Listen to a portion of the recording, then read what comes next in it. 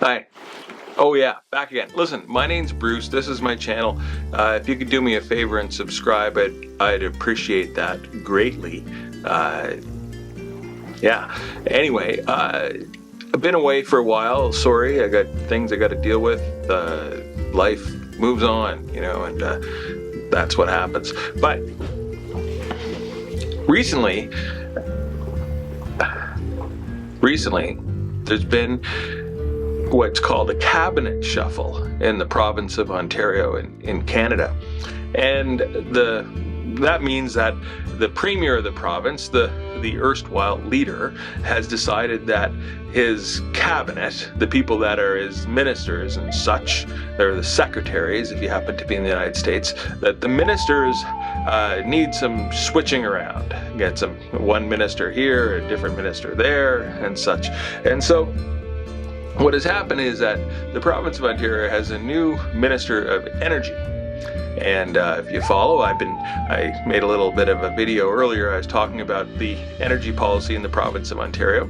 And so now we have a new Minister of Energy. And the ex-Minister of Energy has moved on to something else. Let's not dwell on that. And what has happened is that the new Minister of Energy has come over from the portfolio of being the education minister. He's moved from being the education minister to being the Minister of Energy. And then he has an assistant who's moved from being, I guess you'd call it the parliamentary assistant or something, and he's now the Assistant Minister of Energy, or the Associate Minister of Energy. He's involved, the Minister of Energy. But to my mind, what has happened is that neither of these people have seem to have a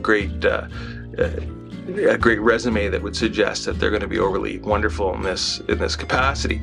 And my objection principally is that it's a special deal. Minister of Energy, you get to choose how the energy of the province is made. It comes from what you're doing, distribution such as that. You're the decider. Really, the decider is the premier, but effectively, the Minister of Energy is the decider. The previous Minister of Energy, he had a great career as a talk show radio host before being Minister of Energy, and if you look into his educational bona fides, you're not going to see much. It's a little bit thin.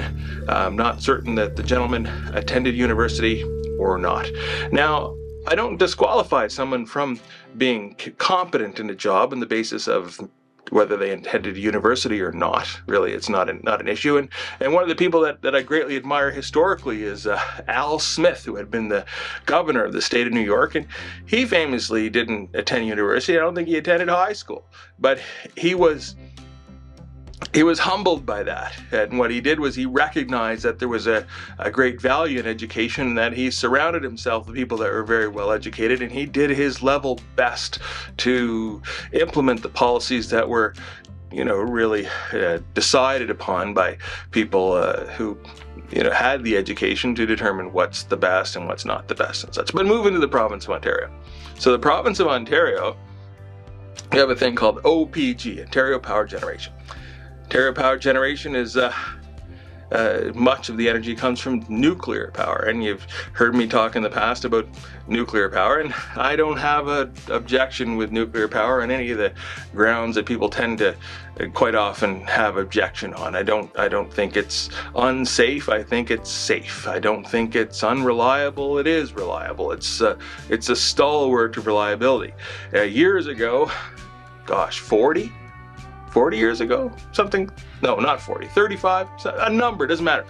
I was with a group of people, and one of them was my cousin, who I have tremendous admiration for. And I said, you know what, I can't think of a good argument against nuclear. And she piped up and said, well, Chernobyl. Okay, well, Chernobyl. Now, if you peel away the layers on the Chernobyl nuclear disaster, you're going to find out, first of all, the number of people killed wasn't that many.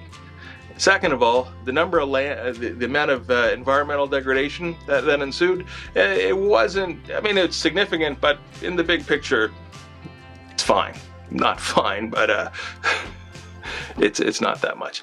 And then if you compare it with the environmental degradation that happens through combustion processes, through burning coal to produce energy, or burning anything to produce energy, it's dramatically worse than nuclear, period, full stop. Okay. Then you think, okay, Fukushima. Okay, well, Fukushima, how many people died? Nobody. Well, what about the environmental degradation? Well, that's significant, but once again, you have to put it in a broader context. So I don't have an objection to nuclear on any of those grounds. But what I do have an objection to, well, let's get a little bit in detail here. Nuclear energy is like owning a house. Okay? If you happen to own a brick house, and your brick house is in need of some restoration work on the brick, some tuck pointing, some maintenance, some whatever it is, you should do that. Okay? You should maintain your asset. Nuclear energy, it's the same idea. If you happen to be the proud owner of some nuclear plants, you should maintain those nuclear plants, because really the cost of decommissioning them and disassembling them in a proper way is massive. Really, it's a massive investment of energy and resources to decommission that. Now, if you happen to think, oh, we need more energy, what should we do? Well, the province of Ontario is a culture of nuclear energy. And the problem with having a culture of nuclear energy is that if your only tool's a hammer, everything starts to look a whole lot like a nail. And that has the deleterious effect of your missing out on alternatives. And at this exact moment, right now in 2024, we're in 2024, new electrical generation, the most economical manner of installing new electrical generation is photovoltaic solar and wind energy, those two things. Now, contrast those with nuclear. Nuclear's cost about 100 times the cost in dollars and resources to establish new nuclear generation, as opposed to the next most expensive alternative. Okay, so nuclear wins when it comes to being expensive, and that's a problem. So it's the opportunity cost that's a negative on nuclear. So the construction of new nuclear plants is just in my mind, is a firm no. Firm no.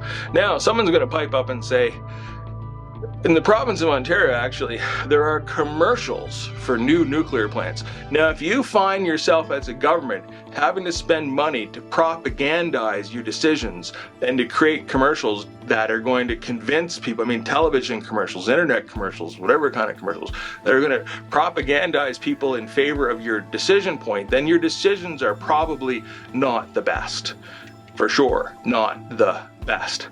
And so in Ontario, there's propagandization towards what are called small modular nuclear reactors. So ostensibly their nuclear reactors are going to be about, let's just say 300 megawatts or 500 megawatts or 250 megawatts, something like that. It's enough electrical energy for nominally, it's like 100,000 houses, something like approximately. And this idea close enough. Now, the problem with a small modular nuclear reactor is you have this name. It says small modular. So you think, oh, it's small, it's modular. Let's get some of those. Let's go down to the nuclear reactor store. We'll buy some. Well, here's a little factoid. Is at this moment, you think it's like a Honda Civic, okay? Or I'm not in favor of Honda Civics either, because gasoline cars, they're just a firm no to me. But you think it's like buying a toaster, a small modular nuclear reactor. Well, in the history of the world, there have been 0 small modular nuclear reactors that have been built in any jurisdiction. You can argue that China has a couple, but you're going to have to argue pretty hard. And even there, the cost of budget numbers have swelled by manyfold. So anyway, so this idea, small modular nuclear reactors. So you can't buy one, right? You think you can because it sounds great small modular nuclear reactors. You think you can go and buy one like you can buy a like you can buy this. You could buy this. This is a saw, right? You can buy a saw. You can go to the saw store and you come home with a saw. You might look around here. You're going to see this is my tool shed. You see all different tools that I have. I have chisels. You think you can buy a small modular nuclear reactor the way you can buy a chisel? But the reality is no, you can't. Right? You're basically embarking on a science project. And embarking on a science project, now, I like science projects, except that I'm using I'm saying science project because me and my friends call things science projects, and when we're doing projects, and we say, oh, it's a science project. What that means is that you're not building a house, you're not building a car, you're not cutting down a tree, you're embarked on a science project that has no clear path and no definable end, and it's just going to go on forever. That's a small modular nuclear reactor. So it's the opportunity cost. So in the province of Ontario, if you happen to be in the province of Ontario, leave some comments and subscribe to the channel, whatever you know, I mean, I go on a bit. Yeah, I get it. But anyway, science projects is to be avoided when it comes to energy policy in 2024, because there's solutions that exist, that work, that have a minimal impact on the environment, have a minimal impact on budget process, and has a distinct advantage of being cash flow positive very, very, very quickly. And that's not nuclear. So we have Stephen Lecce. He'd become the Minister of Energy, moved from the portfolio of education, where he deported himself well in the eyes of the Premier by being largely intractable, by being a team player from the get-go, being a firm advocate of the policies of, well, the non-policies of the government, and that's it. So now this is the Minister of Energy, the province of Ontario, and then we have, I think, his guy's name, Sam Oysterhouse. Sam Oysterhouse is his helper. Is his helper? Is his baggage carrier? He's going to carry the baggage. And these guys are very, very, very, very good, very good, very good at talking, or not talking, or talking at you, or avoiding the question, or evading the question, or skipping across answers, and sticking to the party line. Sticking to the party line. And that's not what we need when it comes to energy policy. We don't need sticking to the party line. We need sticking to the science, sticking to the engineering, sticking to the credible examination of a myriad of options, and choosing the options that have the best benefit for citizens. I'm talking about the province of Ontario, but the same idea applies everywhere. If you're in the state of Oklahoma, yeah, it applies. If you're in the state of Arkansas, it applies. If you're in the country of Georgia, it applies. If you're in Azerbaijan, this applies. Iran, it applies. Argentina, it applies. These ideas apply where you want to make your decisions on the basis of science, on the basis of educated, dispassionate analysis. That's it. Anyway, okay. My name's Bruce.